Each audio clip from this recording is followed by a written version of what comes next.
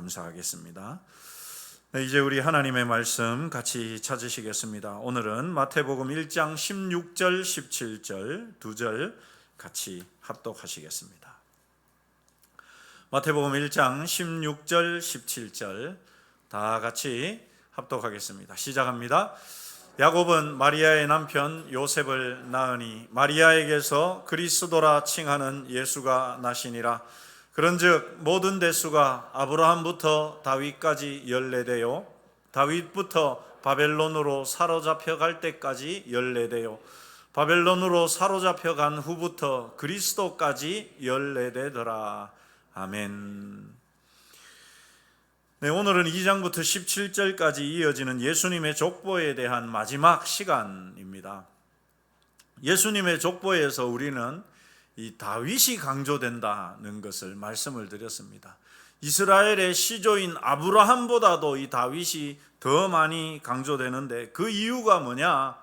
바로 예수님께서 이 다윗의 뒤를 잇는 다윗의 이 왕의 족보를 이어가는 왕으로 오셨다는 것을 보여주기 위해서. 그래서 여러분, 이 다윗이 더 강조가 되었는데 그 방법으로 원래 이 헬라어 원어 성경에는, 우리말 성경에는 아브라함과 다윗의 자손, 아브라함이 앞에 나오지만 원래 헬라어 성경에는 제일 앞에 다윗이 먼저 나온다. 다윗이 아브라함보다 먼저 나온다고 말씀을 드렸고요. 또 이 예수님의 족보를 기록한 곳에서 보면 이 아브라함은 이름이 3번 나오는 데 비해서 다윗은 5번이나 등장한다고 말씀을 드렸습니다. 그래서 성경은 그 이름이 순서가 어떻게 되느냐, 또 나오는 등장하는 이 횟수가 어떻게 되느냐를 통해서 그것을 강조하는데 이렇게 다윗이 더 강조되고 있다고 말씀을 드렸습니다. 오늘 우리가 읽은 이 본문에는 그것이 더욱 두드러지는데요. 우리 17절 말씀을 같이 한 번 더 읽어보시죠. 시작합니다. 그런즉 모든 대수가 아브라함부터 다윗까지 연례되요 다윗부터 바벨론으로 사로잡혀 갈 때까지 연례되요 바벨론으로 사로잡혀 간 후부터 그리스도까지 연례되더라. 물론 여러분, 이게 이제 시기를 나누는 과정 때문에 그렇기는 하지만 어찌 됐든 이 한 절 안에서 아브라함이라는 이름은 한 번 나오고, 심지어 예수님을 이야기하는 이 그리스도라는 단어도 한 번만 나오는데요, 다윗은 2번이 나옵니다. 그렇죠? 이 횟수적으로. 그래서 이 17절 안에서, 이 한 절 안에서도 다윗이 더 두드러져 나오고 있다는 것입니다. 여러분, 구약 성경을 이 시대적으로 구분을 해보면, 그런즉 모든 대수가 아브라함부터 다윗까지 연례돼 다윗부터 바벨론으로 사로잡혀 갈 때까지가 연례돼 바벨론으로 사로잡혀 간 때부터 예수님까지가 연례돼, 이렇게 구분을 하고 있습니다. 이렇게 쭉 풀어 나누니까 잘 모르니까 우리가 그림으로 한번 보면, 여러분, 그림으로 한번 보면 이렇게 됩니다. 자, 이 구약 성경, 구약 시대이고 요 끝에가 이 끝에가 신약 시대입니다. 나누는 기준이 아브라함, 그리고 다윗, 바벨론 포로, 예수님부터가 이제 신약이니까요. 그래서 이렇게 구약 시대를 나눈 다음에 구약 시대를 세 부분하죠. 세 군데로 나눕니다. 어떻게 나눕니까? 아브라함부터 다윗까지 한 번, 다윗부터 바벨론 포로까지 한 번, 바벨론 포로부터 예수님까지 한 번. 이렇게 하니까 여러분, 하나, 둘, 세 개의 시대로 나누어지는 거죠. 그런데 사실은 한 개가 더 있습니다. 여기에서 보면 한 개의 시대가 더 있습니다. 어떤 시대일까요, 여러분? 우리 여기 지금 이 예수님 족보상에서는 아브라함부터 다윗까지, 다윗부터 바벨론 포로로 잡혀갈 때까지, 바벨론 포로부터 예수님까지, 이렇게 해서 하나, 둘, 셋으로 시대를 나누었는데 하나의 시대가 더 있죠. 무슨 시대일까요? 우리 청년들 많이 왔는데 청년들 맞추면 스타벅스 커피 쿠폰 만원입니다. 무슨 시대일까요? 우와! 민규 네가 맞춘 거 맞아? 그렇지. 네, 옆에서 이야기해 주는 것. 네, 네, 내가 쿠폰 보내주겠습니다. 여러분, 아브라함 이전 시대가 있잖아요. 그렇겠죠? 그렇지 않습니까? 예, 아브라함 이전 시대가, 창조 때부터 아브라함 때까지 시대가 있죠. 그런데 여러분, 일단 그 이전 시대는 우리가 이스라엘의 역사로는 보지 않거든요. 그래서 아브라함부터가 이스라엘의 시조이기 때문에, 그래서 이렇게 보면은 아브라함부터 다윗까지, 다윗부터 바벨론 포로까지, 바벨론 포로부터 예수님까지, 여러분 여기에서 강조되는 부분이 있죠. 이 17절을 읽어보면 두 개가 딱 강조가 되거든요. 다윗과 바벨론 포로가 각각 두 번씩 나오면서 강조가 되지 않습니까? 아브라함부터 다윗, 다윗부터 포로, 포로부터 예수님, 이렇게 다윗과 바벨론 포로가 강조되죠. 여러분, 요즘 우리가 지금 이제 이 성경 일독 우리가 해 나가고 있는 부분이 이 바벨론 포로기, 그 전후를 우리가 지금 다루고 있거든요. 굉장히 중요한 부분을 우리가 지금 성경으로 읽어가고 있는 겁니다, 여러분. 왜냐하면 이스라엘 역사에서 바벨론 포로가 굉장히 중요한 한 부분이기 때문입니다. 어찌됐든 여러분, 다윗과 이 바벨론 포로를 중심으로 시대가 세 개로 나누어진다라는 것을 우리가 알 수 있습니다. 여러분, 일반 역사에서는 다윗이 태어났든지 그 다윗이 어떤 일을 했든지 일반 역사에서는 거의 중요하지 않습니다. 그런데 성경 역사에서, 이 구원의 역사에 있어서 다윗은 아주 중요하게 다루어집니다. 왜 그러냐? 여러분, 바로 이 구약 성경이 메시아의 탄생을 예언할 때마다 어떻게 말을 하느냐? 여러분, 우리 이사야 11장 1절 말씀 같이 읽어보시죠. 시작합니다. 이새의 줄기에서 한 싹이 나며 그 뿌리에서 한 가지가 나온다. 여기에 나오는 한 가지, 한 싹은 그리스도 예수님, 메시아를 말하거든요. 그런데 그 메시아가 어디서 나온다고 말합니까? 이새의 줄기라고 말하죠. 여러분, 이새의 줄기지만 실제로는 이새는 다윗의 아버지니까 실제로는 다윗의 족보에서, 다윗의 후손에서 나온다라는 말이거든요. 여러분, 11장 10절도 같이 읽어보시죠. 시작합니다. 그날에 이새의 뿌리에서 한 싹이 나서. 이렇게 여러분, 이 메시아의 탄생에 대해서 다윗의 이 가문, 다윗이 얼마나 중요한가를 잘 보여줍니다. 또 실제로 예수님 자신도, 예수님도 예수님 자기를 어떻게 말하느냐, 우리 계시록 말씀 같이 읽어보시죠. 시작합니다. 나 예수는 교회들을 위하여 내 사자를 보내어 이것들을 너희에게 증언하게 하였노라. 나는 누구의 뿌리요 자손이라고요? 다윗의 뿌리고 자손이. 예수님 스스로가 나는 다윗의 뿌리고 자손이다 라고 소개할 정도로 다윗이 강조되는 것입니다. 이 구원의 역사에 있어서 다윗의 역할은 아주 중요합니다. 왜 중요하냐? 언젠가 또 기회가 되면 말씀을 드리겠지만 하나님께서 다윗에게 주신 그 언약 때문에 다윗이 중요합니다. 그래서 여러분, 메시아가 다윗의 후손이냐 아니냐, 이것이 그가 메시아냐 아니냐를 판가름하는 기준이 되는 거예요. 메시아를 판별하는 기준이 뭐냐? 그가 다윗의 후손인지 아닌지, 이게 여러분 중요한 기준이 돼요. 그래서 이 예수님의 족보에서 이렇게 다윗을 강조하고 두드러지게 보여주고 있는 것입니다. 예수님의 족보에서 두 번째로 중요한 사건이 여러분 바벨론 포로 사건이거든요. 바벨론 포로 사건. 왜 바벨론 포로 사건이 중요하냐?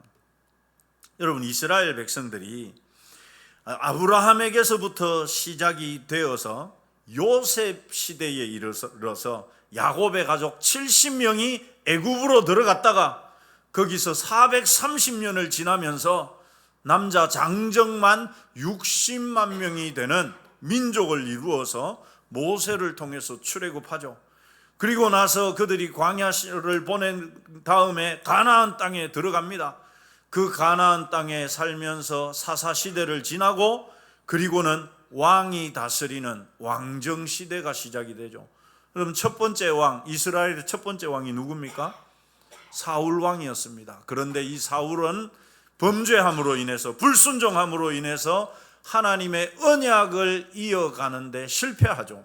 그래서 그 사울을 패하고 두 번째 왕인 다윗을 세워서 이 다윗이 하나님의 언약을 이어받아서 쭉 넘어갑니다. 근데 다윗도 죽고 그 아들 솔로몬도 죽고 난 다음에 이스라엘의 내부적인 문제로 인해서 솔로몬이 죽고 난 다음에 그 이스라엘이 남북으로, 우리나라 지금 북한 남한 나누어진 것처럼 북이스라엘과 남유다로 나누어집니다. 북이스라엘은 하나님께서 선지자를 보내서 회개하라고, 하나님께로 돌아오라고 아무리 선지자들을 보냈어도 그들은 듣지 않고 끝끝내 타락해서 결국은 주전 722년 아수르에 의해서 먼저 망하고, 남아있던 이 남유다도 어떻게 됩니까? 남유다도 결국은 하나님께 범죄해서 주전 586년에 바벨론에 의해서 나라가 망하고, 이때 포로로 잡혀가죠. 바벨론 포로까지, 그때가 이 바벨론 포로로 잡혀가는 때입니다. 그럼 바벨론 포로가 된다라는 말은 이제 이스라엘에 더 이상은 왕이 없다는 말입니다.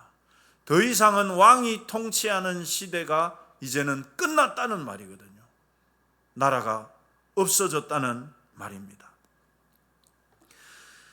그리고 또 한 가지로, 아무리 혈통적으로 이 아브라함의 후손이라 하더라도 범죄하고 타락하게 되면 결국은 심판을 받는다는 것을 보여주는 것이 이 바벨론 포로입니다. 그래서 여러분, 이 바벨론 포로가 또 하나의 역사적인 분수령이, 이스라엘에 있어서 구원 역사에 있어서 또 하나의 분수령이 된 것이죠. 그런데 이런 사실보다 여러분, 이 마태복음 1장은 읽으셨어도 몇 번은 읽으셨지 않습니까? 그렇죠? 그런데 여러분, 마태복음 1장을 읽으면서, 특별히 오늘 본문 우리가 16절 17절을 읽었는데 17절을 읽으면서 혹시 이거 왜 이렇지? 이렇게 생각하셨던 부분이 없으십니까? 이거 왜 이럴까? 이렇게 생각했던 부분, 그냥 아멘 하고 다들 성경을 읽으셔서, 저는 성경을 읽으면서 이거 왜 이럴까? 이거 왜 이렇지? 라고 생각했던 부분이 있었거든요. 근데 해결이 되지 않았습니다. 신학을 하면서 알게 됐거든요. 바로 여러분, 이 말씀이죠. 우리 17절 한 번 더 읽어보실까요? 시작합니다. 그런즉 모든 대수가 아브라함부터 다윗까지 14대요. 다윗부터 바벨론으로 사로잡힐 때까지가 14대요. 바벨론으로 사로잡혀 간 후부터 그리스도까지 14대더라. 여러분, 왜 14대, 14대, 14대? 왜 14대로 나누었을까? 이야, 이 하나님이 기가 막히게 진짜 실제적으로 아브라함 때부터 1대, 2대, 3대, 4대, 5대, 6대 이렇게 하다 보니까 다윗이 딱 14대였다. 그거 아닙니다, 여러분. 아브라함부터 다윗 때까지를 따져보면 중간에 빠진 대수들이 있어가지고 17대, 18대 뭐 이렇게 되거든요. 그런데 14대라고 하거든. 아브라함부터 다윗까지는 실제로는 14대가 더 됩니다. 다윗부터 바벨론으로 사로잡혀 갈 때도 마찬가지고, 바벨론으로 사로잡혀 간 때부터 그리스도까지도 마찬가지고, 정확하게 14대씩 나누어진 게 아니란 말이죠. 분명히 중간에 있는데 그 대수를 다 빼서 일부러 14대씩 맞췄다는 말입니다. 여러분 왜 그랬을까요? 왜 굳이 14대로 이 14라는 숫자가 3번이나 강조되지 않습니까? 왜 그렇게 했을까 하는 것입니다. 이것은요, 성경을 100번 아니라 1000번 읽어도 알 수가 없습니다. 우리 한번 따라서 하실까요? 성경은 어떤 것은 반드시 배워야 아는 게 있다. 그렇습니다, 여러분. 저처럼 왜 14대로 꼭 나눴을까? 이렇게 궁금증을 갖고 계신 분들에게는 오늘 시간이 참 유익한 시간이 될 텐데, 뭐 그렇겠지 뭐. 그게 뭐 중요하나? 이렇게 생각하시는 분들에게는 별 도움이 안 될 거라고 생각을 합니다. 지금이라도 여러분 한번 관심을 가져보십시오. 왜 14대일까? 왜 14대일까? 여기에 다윗을 강조하는 또 하나의 비밀이 담겨 있습니다. 여러분, 고대에는 이 숫자로 의미를 전달하는 방식이 있었습니다. 숫자로 의미를 전달하는 방식. 그것을 게마트리아라고 부릅니다. 네. 14대, 14대, 14대. 이렇게 왜 14대씩 나누었을까? 네. 그것을 한번 따라서 하십시다. 게마트리아. 입에 잘 안 붙으시죠? 한 번 더 하시죠. 게마트리아. 게마트리아가 뭐냐 하면 숫자에다가 의미를 담아서 전달하는 거예요. 그럼 대표적인 것이 뭐가 있을까요? 여러분들 잘 아는 것이 있습니다. 요한계시록에 숫자 뭐가 나옵니까? 666 나오지 않습니까? 666 나오지 않습니까? 그래서 차량 번호도 666, 이거 말고 다른 번호 하고 막 이러지 않습니까, 여러분? 666이라는 것은 이 적그리스도를 의미하는 숫자이거든요.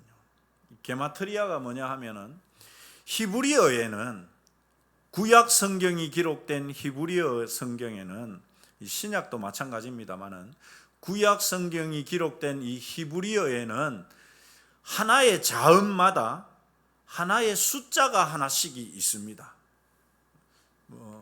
요 그림을 한번 보여드리면 여러분 이해하기가 쉬울 겁니다. 여기서부터 제일 위에 나오는 게 첫 번째 자음이거든요. 그래서 거기에 보면은 이렇게 옆에 숫자가 나오죠. 첫 번째 자음에는 1, 두 번째 자음은 2 이렇게 넘어가다가 이제 10, 20, 30, 40, 50, 100, 200, 300, 400 이렇게 넘어갑니다. 그러니까 히브리어 자음에는 고유의 숫자가 있습니다. 그런데 여러분, 다윗이라는 이 이름은 히브리어로 보면 이렇게 생겼습니다. 히브리어로 보면 오른쪽, 아이고 목사님 별걸 다 하신다 싶죠. 그냥 요거는 봐놓으시면 됩니다. 오른쪽에서 왼쪽으로 읽거든요, 히브리어는. 그래서 첫 번째 단어가 보면은 약간 우리나라 기역자처럼 생겼지 않습니까? 그죠? 기역자 안에 점이 찍혀 있는데 요게 네 번째 자음입니다. 네 번째 자음. 숫자가 얼마입니까? 숫자가 얼마입니까? 4죠, 4. 그리고 여기 가운데 있는 자음, 가운데 있는 자음 저것은 요겁니다. 숫자가 뭡니까? 6이죠. 두 개 더 하면 얼마입니까? 10이죠. 마지막에 제일 끝에 왼쪽에 있는 또 기역자하고 똑같이 생겼는 점만 없을 뿐입니다. 똑같은 저 네 번째거든요. 숫자가 얼마입니까? 다 합치면 얼마죠? 14입니다. 그래서 여러분, 이 예수님의 족보를 14로 나눈 이유가 뭐냐? 누구를 드러내려고? 아니, 예수님 족보면 예수님을 드러내야지 왜 여러분 다윗을 드러냅니까? 왜 다윗을 드러냅니까? 이스라엘 백성들은, 유대인들은 메시아가 누구의 후손으로 온다고 했습니까? 다윗의 후손으로 온다고 믿고 있었거든요. 그래서 이 예수님의 족보를 의도적으로 14, 14, 14로 나누면서 다윗의 이름을 드러내고 강조해 줍니다.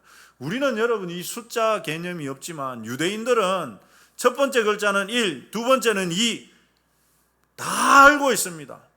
14라는 숫자가 다윗의 이름의 음가다라는 것도 그들은 다 알고 있거든요.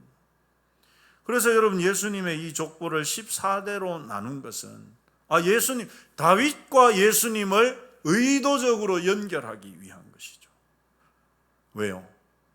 너희가 그렇게 기다리던 다윗의 후손, 왕으로 오시는 메시아, 그분이 누구라고? 예수님이라고. 그것을 강조하기 위해서 다윗을 이렇게 여러분 드러내고 강조하고 있는 것입니다. 그렇다면 여러분, 예수님께서 실제로 왕으로 오셨습니까? 예수님 왕으로 오셨습니까? 안 오셨습니까? 왕으로 안 오셨어요. 왕은커녕 저 마구간에서 태어나셨습니다. 예수님은 사시는 동안에도 단 한 번도 왕처럼 사신 적이 없으셨죠. 여러분, 예수님이 언제 왕이 되십니까? 언제 왕이 되십니까? 부활하심으로써, 하나님 보좌 우편에 앉으심으로써. 그래서 여러분, 우리가 잘 아는 빌립보서 2장 10절 11절 말씀이 이렇게 우리에게 알려주죠. 같이 읽어보시죠. 시작합니다. 하늘에 있는 자들과 땅에 있는 자들과 땅 아래에 있는 자들로 모든 무릎을 예수의 이름에 꿇게 하시고 모든 입으로 예수 그리스도를 뭐라 시인한다고요? 주라 시인하게 하시죠. 우리 예수님이 그래서 왕이 되시죠, 여러분. 이 세상에서 제 아무리 권력을 손에 쥐고 흔드는 사람이라 하더라도, 이 세상에서 제 아무리 부귀영화를 떵떵거리면서 살았던 사람이라 할지라도 구원을 얻기 위해서는 예수님을 뭐라고 시인해야 됩니까? 나의 주님으로, 나의 왕으로 고백해야만 구원을 받을 수가 있거든. 모든 무릎이 그 예수님에게 꿇어지게 만들고 모든 입으로 예수님을 나의 왕으로, 나의 주님으로 고백하게 하셨습니다. 예수님은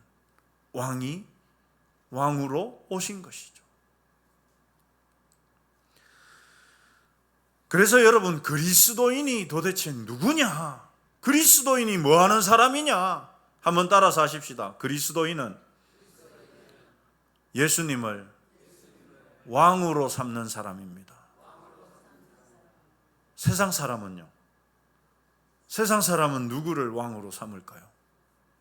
자기 자신을, 돈을, 명예를, 물질을, 권력을. 그래서 그것에 의해서 살아가지 않습니까?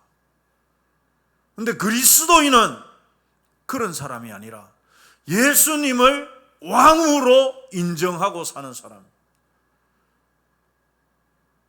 세상 사람들은 돈이 되면, 여러분, 돈이 되면 피도 눈물도 물불도 가리지 않습니다. 마치 그런 것처럼 우리 그리스도인은 예수님의 말씀이라면, 예수님의 뜻이라면 피도 눈물도, 여러분, 물불도 가리지 않아야 되죠. 이게 예수님을 왕으로 삼는 사람입니다. 과연 우리가 그렇게 살아가고 있는가? 과연 나는 예수님을 왕으로 섬기고 있는가?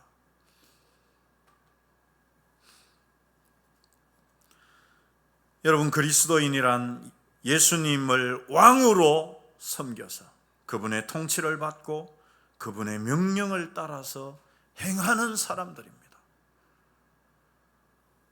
그런데 자꾸만 나 자신이 왕이 되려고 하죠. 욕심이 이끄는 대로, 내 마음이 이끄는 대로 살려고 하는 것이 우리의 모습입니다. 여러분, 예수님의 족보를 정리하면서 우리 마지막으로 16절 말씀을 같이 한번 읽어보시죠. 16절 시작합니다. 야곱은 마리아의 남편 요셉을 낳았으니 마리아에게서 그리스도라 칭하는 예수가 나시니라. 아멘. 여러분, 2절부터 16절까지 기록하고 있는 예수님의 족보를 2절부터 쭉 읽어보면 똑같은 패턴으로 기록되어 있습니다. 똑같은 패턴. 그 똑같은 패턴이 뭐냐? 누구는 누구를 낳고, 요 패턴입니다. 여러분, 한번 우리 보실까요? 2절 같이 읽어보시죠. 시작합니다. 아브라함이 이삭을 낳고, 이삭은 야곱을 낳고, 야곱은 유다와 그의 형제들을 낳고, 누구는 누구를 낳고, 누구는 누구를 낳고, 누구는 누구를 낳고, 이렇게 쭉 똑같은 패턴으로 이어져 옵니다. 16절 바로 앞에까지도, 여러분 16절 바로 앞에 우리 15절 16절 같이 읽어보시죠. 시작합니다. 엘리웃은 엘르아살을 낳고, 엘르아살은 맏단을 낳고, 맏단은 야곱을 낳고, 야곱은 마리아의 남편 요셉을 낳았으니 누구는 누구를 낳고, 누구는 누구를 낳고, 누구는 누구를 낳고, 똑같은 패턴이 2절부터 16절 앞에까지 이어져 옵니다. 그런데 이 똑같은 패턴이 마지막에 우리 예수님의 탄생에 있어서는 달라집니다. 이 패턴이 깨지죠. 어떻게 깨지느냐? 여러분 같이 읽어보시죠. 시작합니다. 야곱은 마리아의 남편 요셉을 낳았으니 요셉은 그리스도라 칭하는 예수를 낳으니라. 요렇게 가야지 똑같은 패턴으로 이어지는 거예요. 여러분, 야곱은 마리아의 남편 요셉을 낳고, 누구는 누구를 낳고, 똑같죠? 그렇다면 마지막에는 요셉이 나왔으니까 요셉은 그리스도를 낳고, 요렇게 나와야지 똑같은 패턴이 이어지는 것이죠. 2절부터 아브라함 때부터 계속 여러분 이것은 일정하게 똑같이 유지되어 왔습니다. 누구는 누구를 낳고. 그래서 이 패턴대로라면 요셉은 그리스도라 칭하는 예수를 낳으리라, 이렇게 돼야 되거든요. 그런데 여러분 그렇게 되지 않고 어떻게 나와 있습니까?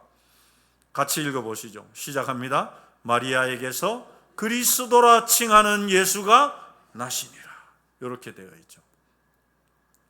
똑같은 패턴이 이어지는데 마지막 예수님이 탄생하시는 부분에는 이 똑같은 패턴이 깨어집니다. 여러분 왜 그럴까요? 왜 그럴까요, 여러분? 요셉이 안 낳았으니까 그렇죠. 요셉이 예수님을 낳은 게 아니니까 그렇죠. 여러분 지금까지 이 똑같은 패턴은 인간관계 안에서, 결혼관계 안에서 누구는 누구를 낳고가 되는 것이죠. 그런데 우리 예수님은 요셉과 마리아의 결혼관계로 태어난 것이 아니기 때문에,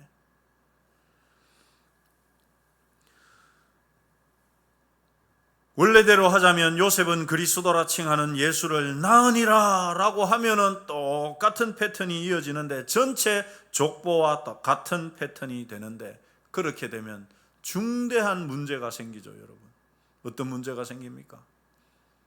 어떤 문제가 생기죠?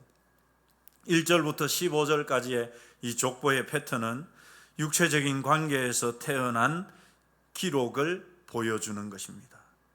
그러니까 아브라함은 결혼관계에서 이삭을 낳았고, 이삭은 결혼관계를 통해서 야곱을 낳고, 이렇게 16절 초반까지 야곱은 요셉을 낳고가 이어집니다.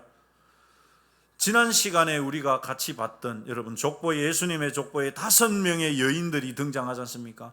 여인들이 등장하는 곳에서도 이 패턴은 깨지지 않습니다. 우리 같이 한번 볼까요? 읽어보십시다. 시작합니다. 유다는 다말에게서 베레스와 세라를 낳고, 저 노란 부분 그 여인의 이름만 들어갈 뿐이죠. 유다는 다말에게서라는 말만 들어갈 뿐이지 유다는 세라를 낳고 라는 이 패턴은 똑같이 이어지죠. 또 볼까요? 살몬은 라합에게서 보아스를 낳고, 살몬은 보아스를 낳고, 누구는 누구를 낳고, 똑같은 패턴입니다. 보아스는 룻에게서 오벳을 낳고, 똑같은 패턴이죠. 이 패턴이 그대로 이어지면 여러분 어떻게 해야 됩니까? 요셉은 마리아에게서 그리스도라 칭하는 예수를 낳으니라, 이렇게 돼야 되죠. 그런데 여러분, 성경은 의도적으로 이 부분에 와서 요셉의 이름을 탈락시킵니다. 그리고 마지막에 있는 단어도 바꾸죠. 마리아에게서 그리스도라 칭하는 예수를 낳으니라, 저 낳으니라는 단어도 나시니라라는 단어로 바뀝니다. 여러분, 낳는다는 말은 그 아버지의 혹은 어머니의 의지가 들어있습니다. 아브라함이 이삭을 낳았죠. 그러면 아브라함이 이삭을 낳았습니다. 물론 모든 생명은 하나님이 주시는 겁니다만은, 그죠? 일반적인 결혼 관계에서 아브라함이 이삭을 낳죠. 그런데 예수님은요, 마리아가 낳으니라라고 되어 있지도 않아요. 마리아가 예수님을 낳으니라라고 말하지도 않습니다. 어떻게 됩니까? 마리아에게서 예수님이 나셨습니다. 여기에는 누구의 의지가 들어갑니까? 마리아의 의지가 아니에요, 여러분. 나시니라라는 말은 나오셨다라는 말이거든요. 그러면 누구의 의지가 들어가 있습니까? 하나님의 의지, 예수님의 의지가 들어가 있는 거예요. 그래서 여러분, 단순한 이 16절 이 한 절도 그저 성경이 그냥 기록하는 것이 아니라 철저하게 이 구원의 역사에 맞추어서 하나님의 의지를 반영해서 기록하고 있다는 것입니다. 그러면 여러분, 왜 예수님은 요셉은 마리아에게서 그리스도를 낳고라고 표현하지 않습니까?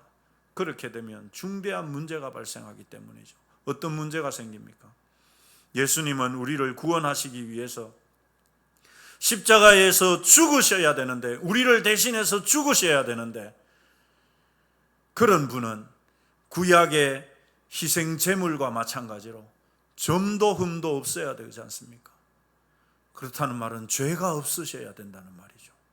그런데 여러분, 이 결혼관계 안에서, 정상적인 결혼관계 안에서 태어나게 되면, 누구라도 아담의 후예로, 사람으로 태어나게 되면, 아담의 후예로 나게 되면 아무리 그가 죄를 짓지 않아도 원죄를 해결할 수 있는 방법이 없습니다.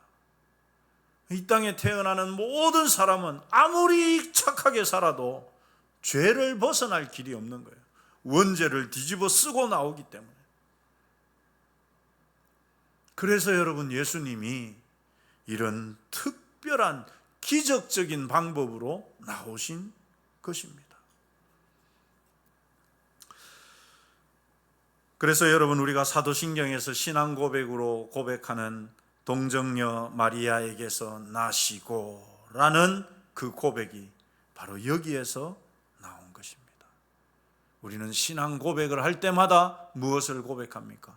우리 예수님께서 처녀에게서, 동정녀에게서 태어난 것을 우리는 고백하는 것이죠. 왜요? 그 믿음이 중요하기 때문에. 여러분, 우리 기독교가 다른 종교와 구분되는 것이, 중요한 것이 두 가지가 있는데, 첫 번째가 뭐냐? 부활절이죠, 여러분. 어떤 종교도 부활을 말하지 않습니다. 그렇죠? 부활절은 기독교에만 있습니다. 석가모니가 죽었다가 다시 부활해서 구원을 이루지 않습니다. 부활은 우리 기독교에만 있습니다. 마찬가지로 동정녀 탄생, 예수님의 이 동정녀 탄생, 이 사건도 우리 기독교가 유일합니다. 왜요? 죄 없이, 그래서 우리 죄를 대속할 수 있기 때문에. 그러니 여러분, 다른 종교가 이것을 말을 하려고 해도 할 수가 없습니다. 불가능한 일이기 때문에. 그들로서는 상상할 수 없는 일이기 때문에. 그래서 여러분, 다른 종교에서 죄를 용서하고 구원할 수 있다라고 아무리 말을 해도 그것들은 새빨간 거짓말일 수밖에는 없는 것이죠. 성경이 여러분 뭐라고 이야기합니까? 우리 사도행전 4장 12절 말씀 같이 읽어보시죠. 시작합니다. 다른 이로서는 구원을 받을 수 없나니 천하 사람 중에 구원을 받을 만한 다른 이름을 우리에게 주신 일이 없습니다. 예수님만이 유일한 구원자시다. 이것이 여러분 하나님의 지혜이고 우리 기독교의 우월성입니다. 우리 믿음의 자부심을 가지시기를 소망합니다. 분명한 구원의 확신을 가지시기를 축원합니다. 우리가 믿는 예수님이 어떻게 이 땅에 오셨는가? 왜 그렇게 오셨는가? 여러분, 성경이 예수님의 이 족보가 이미 그것을 우리에게 잘 보여주고 있습니다. 그래서 여러분, 예수님의 족보는 예수님만이 우리의 구원자라는, 유일한 구원자라는 확인서이고 증명서가 되는 것이죠. 구원의 확신과 믿음의 확신을 갖고 사는, 그래서 우리 예수님을 왕으로 따르는 저와 여러분이 되시기를 주님의 이름으로 축원합니다. 이 시간에 우리 같이 한번 기도하시겠습니다. 우리 들은 말씀 가지고 낮에 일하시고 또 더운 날씨에 여러분 피곤하시겠지만 우리 합심해서 한번 같이 기도하십시다. 특별히